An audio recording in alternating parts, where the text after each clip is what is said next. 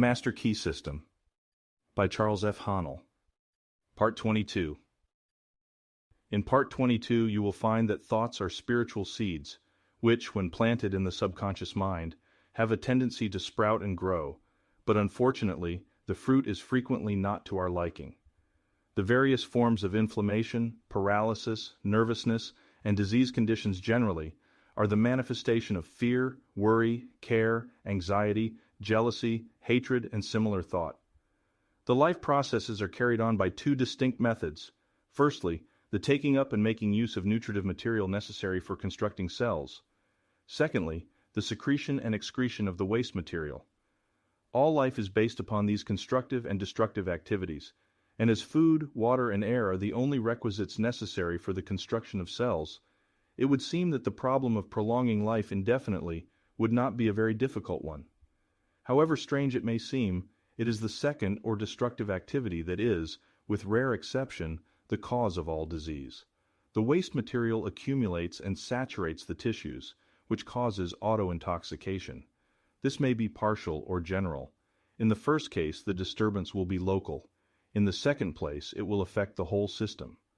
The problem, then, before us in the healing of disease, is to increase the inflow and distribution of vital energy throughout the system, and this can only be done by eliminating thoughts of fear, worry, care, anxiety, jealousy, hatred, and every other destructive thought, which tend to tear down and destroy the nerves and glands which control the excretion and elimination of poisonous and waste matter. Nourishing foods and strengthening tonics cannot bestow life, because these are but secondary manifestations of life. The primary manifestation of life and how you may get in touch with it is explained in Part 22. Knowledge is of priceless value, because by applying knowledge, we can make our future what we wish it to be. When we realize that our present character, our present environment, our present ability, our present physical condition are all the result of past methods of thinking, we shall begin to have some conception of the value of knowledge. If the state of our health is not all that could be desired, let us examine our method of thinking. Let us remember that every thought produces an impression on the mind. Every impression is a seed which will sink into the subconscious and form a tendency.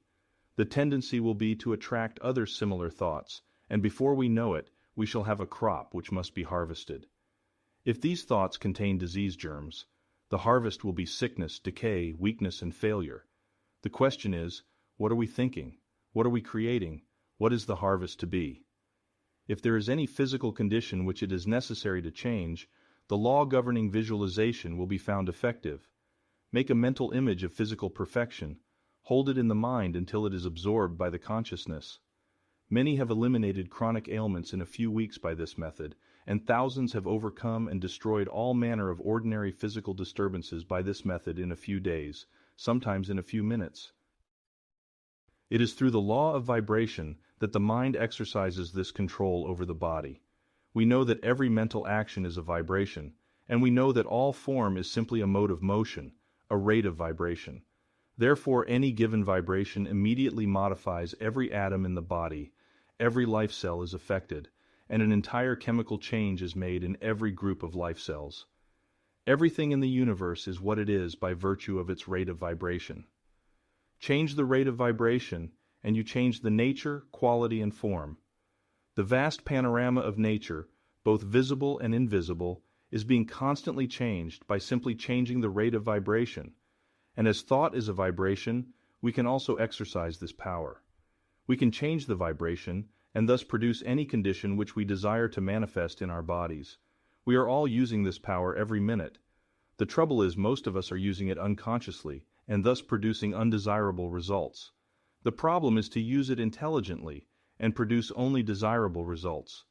This should not be difficult because we all have had sufficient experience to know what produces pleasant vibration in the body, and we also know the causes which produce the unpleasant and disagreeable sensations.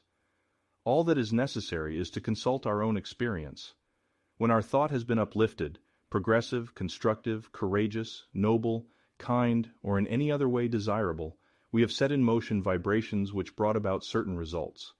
When our thought has been filled with envy, hatred, jealousy, criticism, or any of the other 1001 forms of discord, certain vibrations were set in motion, which brought about certain other results of a different nature, and each of these rates of vibration, if kept up, crystallized in form.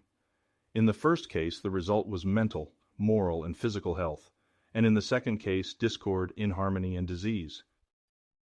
We can understand, then, something of the power which the mind possesses over the body. The objective mind has certain effects on the body which are readily recognized. Someone says something to you which strikes you as ludicrous, and you laugh, possibly until your whole body shakes, which shows that thought has control over the muscles of your body. Or someone says something which excites your sympathy, and your eyes fill with tears, which shows that thought controls the glands of the body. Or someone says something which makes you angry, and the blood mounts to your cheek, which shows that thought controls the circulation of your blood. But as these experiences are all the results of the action of your objective mind over the body, the results are of a temporary nature. They soon pass away and leave the situation as it was before. Let us see how the action of the subconscious mind over the body differs. You receive a wound. Thousands of cells begin the work of healing at once. In a few days or a few weeks the work is complete. You may even break a bone. No surgeon on earth can weld the parts together. He may set the bone for you, and the subjective mind will immediately begin the process of welding the parts together, and in a short time the bone is as solid as it ever was. You may swallow poison. The subjective mind will immediately discover the danger and make violent efforts to eliminate it. You may become infected with a dangerous germ. The subjective will at once commence to build a wall around the infected area and destroy the infection by absorbing it in the white blood corpuscles which it supplies for the purpose.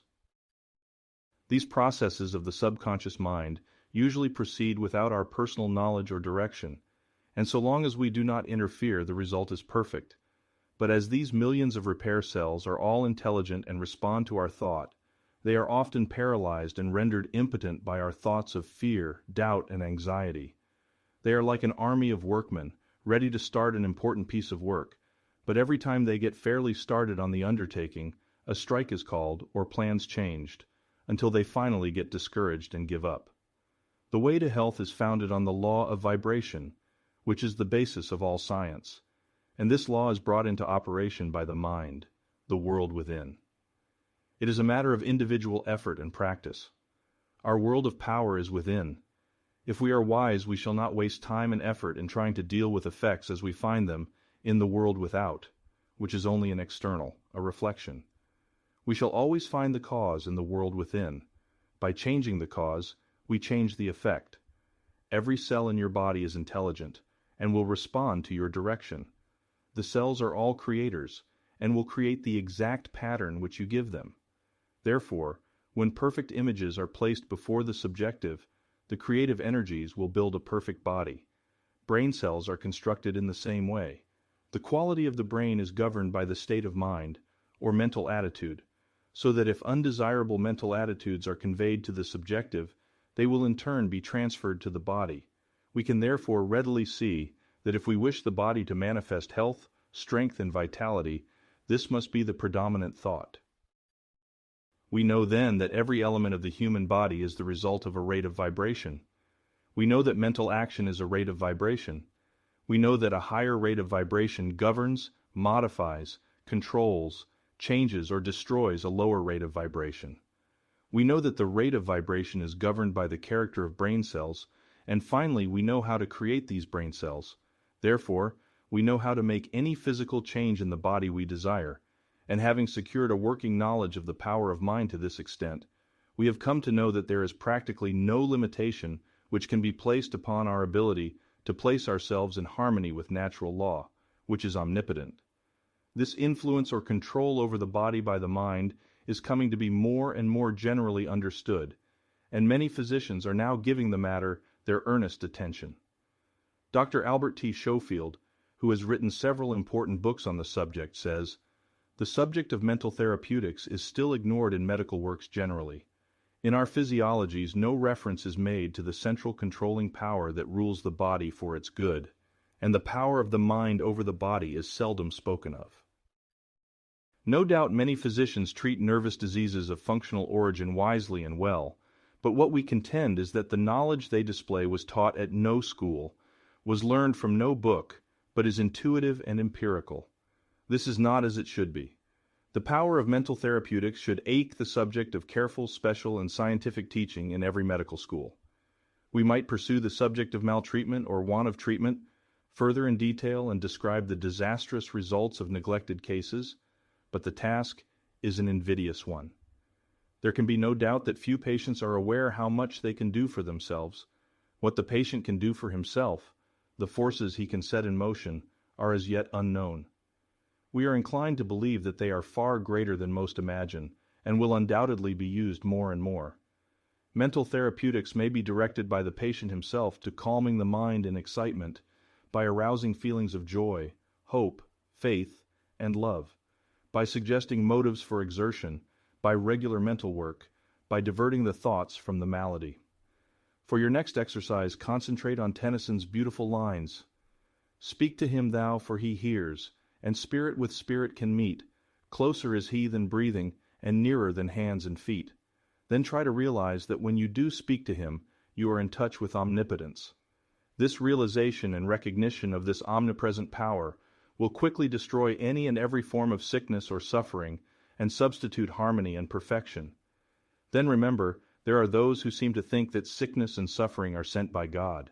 If so, every physician, every surgeon, and every Red Cross nurse is defying the will of God, and hospitals and sanatoriums are places of rebellion instead of houses of mercy. Of course, this quickly reasons itself into an absurdity, but there are many who still cherish the idea. Then let the thought rest on the fact that until recently, theology has been trying to teach an impossible creator, one who created beings capable of sinning, and then allowed them to be eternally punished for such sins.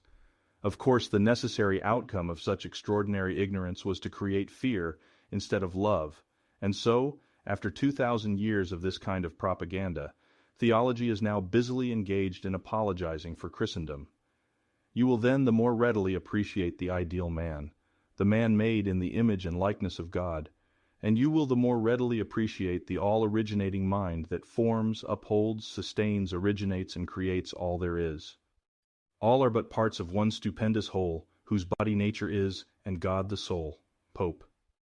Opportunity follows perception, action follows inspiration, growth follows knowledge, eminence follows progress. Always the spiritual first, then the transformation into the infinite and illimitable possibilities of achievement. Part 22 Q&A. How may sickness be eliminated? By placing ourselves in harmony with natural law, which is omnipotent. What is the process?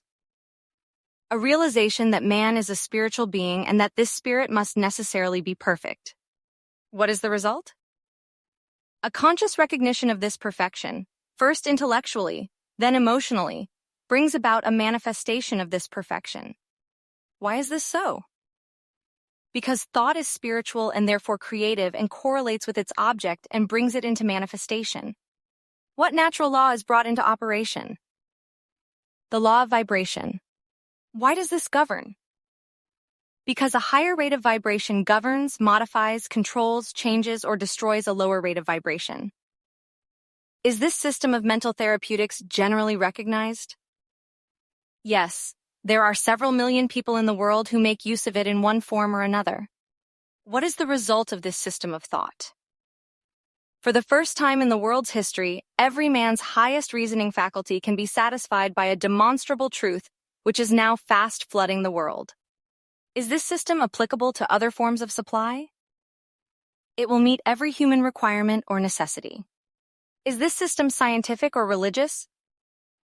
Both. True science and true religion are twin sisters. Where one goes, the other necessarily follows. Silent thought is, after all, the mightiest agent in human affairs. Channing.